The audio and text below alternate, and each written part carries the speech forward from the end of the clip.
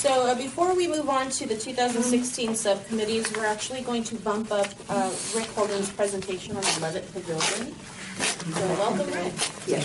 I have another presentation, so sorry. So really quick before we start presentations, we're going to have a timer. Kay is going to be our timer for the meeting. So if you see a yellow card go up, that means we have 2 minutes left in the presentation, and the red card means to stop. So real quick before we start that. Great. And I think I'm supposed to allow time for questions, right? Correct. Okay. So anyhow, Rick Holden, I live in Dagley Park on 16th Street, and I'm the chair of the Levitt Pavilion Steering Committee. It was a committee that was put together with the goal of building a Levitt Pavilion at St. James Park. How many of you have heard of Levitt Pavilions or seen anything about it? Great, thank you.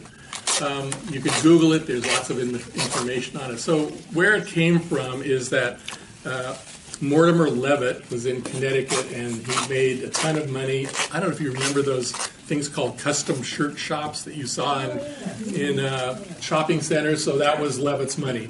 And he always remembered growing up in Connecticut that there would be music in parks on Sunday afternoon in little band shells. And he loved that. And so that was his goal. And he left a legacy to do that. The first Levitt Pavilion was built in Connecticut. There's 8 nationwide. And what they do is build a music shell and then have music not just on Sundays, but during the season. We happen to have a very long season here. We can basically have music outdoors from April through October.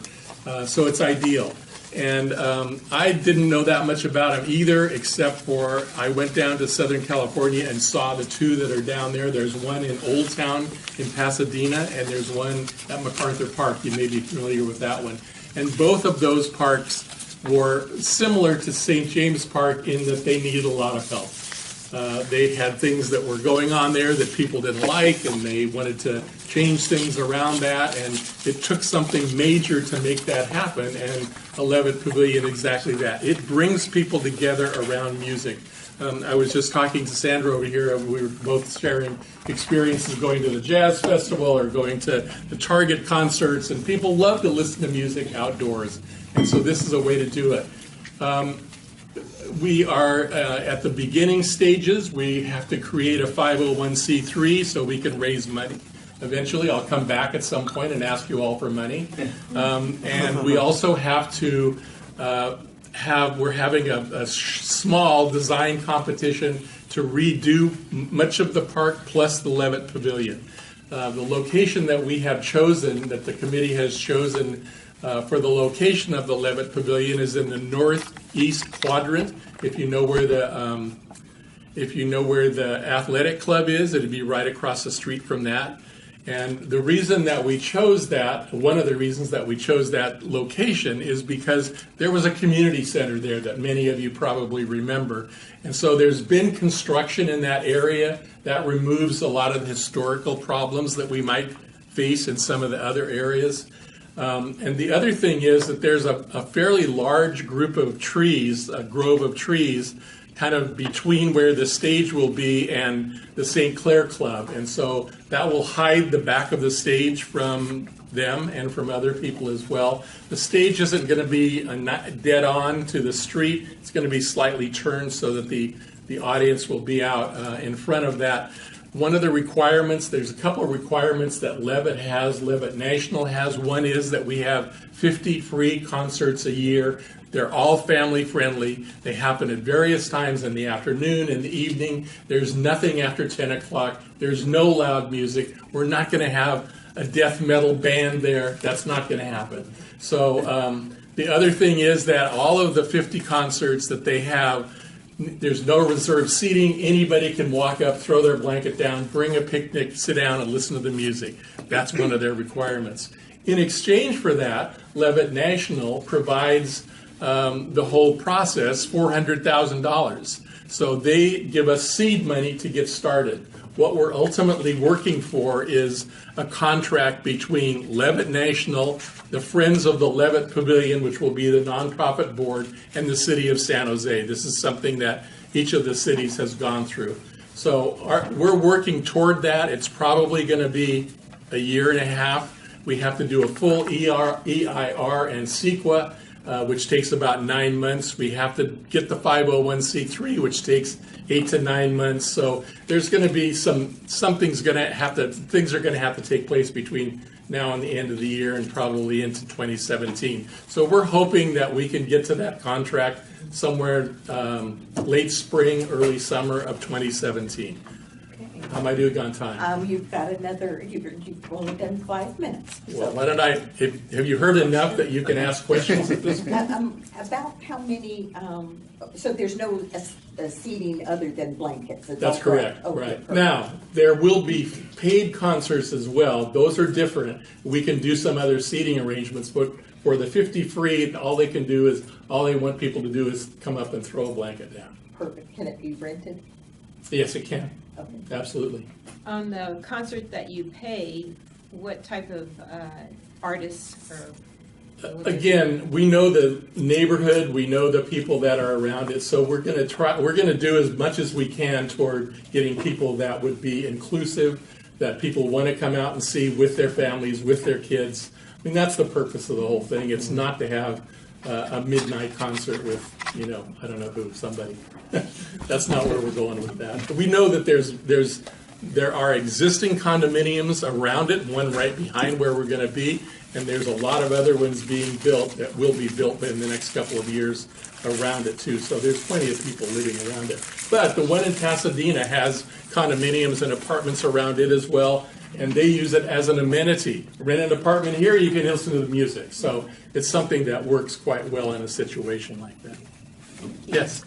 There were many concerts in St. James Park last year.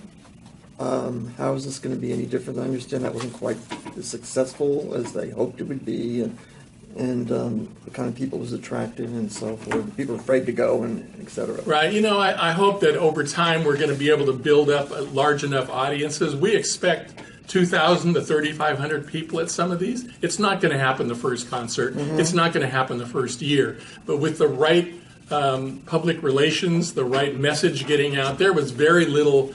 If you didn't live downtown, you did not know about those concerts last summer, and that's what we need to change.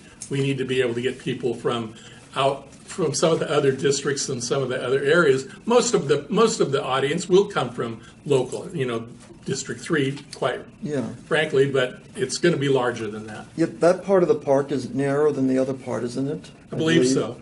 And then you have the children's playground, the southern end. Is there enough room to fit 2,000 Yeah, there is. people now? What we're looking at is a little over 2 acres. And that's another requirement that Levitt has. So, yeah, there's room. We've measured it. We've looked at the whole thing, and I think that it'll fit in there quite nicely.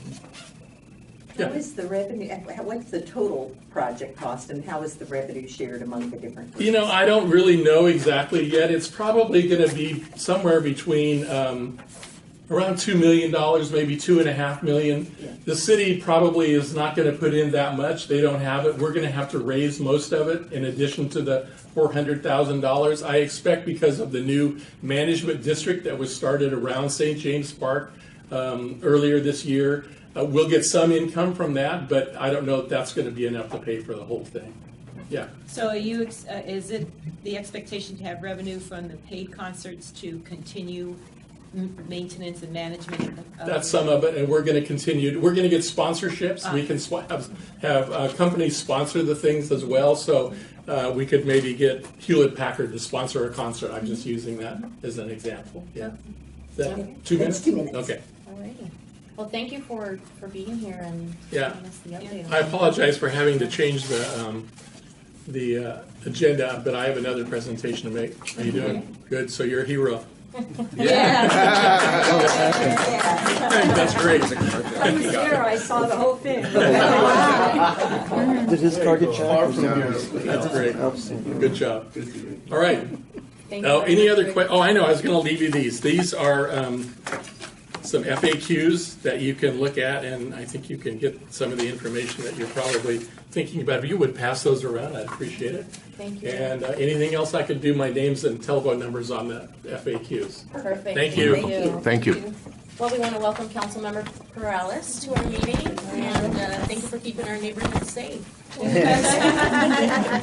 How did it feel to get back in action? It was natural, so still at least. I think maybe we can move these chairs over here if nobody's, because if we're going to present on that side, just in case anybody else walks in, so we can. Oh, Right? I'll move them. Be careful here. How do you raise these chairs? How about we like give up these chairs to just. Maybe we want to go over there. I don't think so, but you guys know something walk in and so probably better to see people here.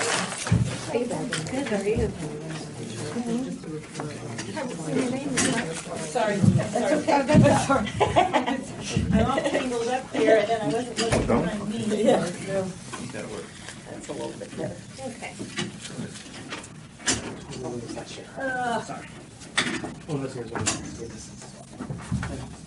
Now, did we give him a warning too?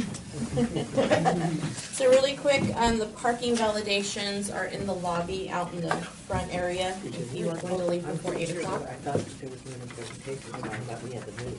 Okay. Are you Oh, doing no, a I was just presentation? meaning the 2 chairs, because we had somebody just walk in, but she, Wrong meeting. oh, wrong meeting, that's why. Oh, it looked like she was looking for a good seat, so I said, well, let me move the seat over here. Wrong meeting, that makes sense. I saw that confused look on her face. Okay, so That would help.